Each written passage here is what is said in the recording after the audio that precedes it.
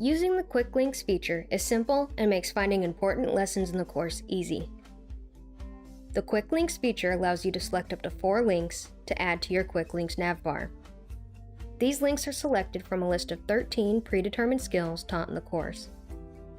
These 13 links were selected because they were identified as critical activities used regularly by veterans taking the course. You can edit the Quick Links navbar in 2 areas.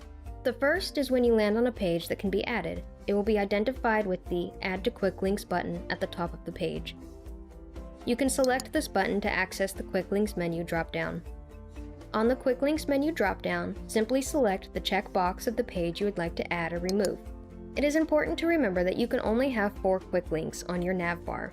If you want to add a page, you may have to remove one first by unchecking it. The second way to edit your Quick Links navbar is to go to the Quick Links page. You can navigate there by selecting the mobile navigation button and then selecting Quick Links from the drop-down menu. From there, select the Edit Quick Links Favorites button. The Quick Links menu drop-down will be displayed. Note that the Quick Links feature uses your browser's local storage to save your selections. All data entered in this manner is securely stored and only you will have access to such data. But it is important to know that if you change browsers or devices, you will not have access to the Quick Links you have edited. Also note that deleting your browser history will remove all data from your local storage. If there is a page you would like to have quick access to, but it is not listed in the Quick Links section, you can bookmark this page on your device's home page. To learn how, there is a bookmark tutorial video on the Quick Links page.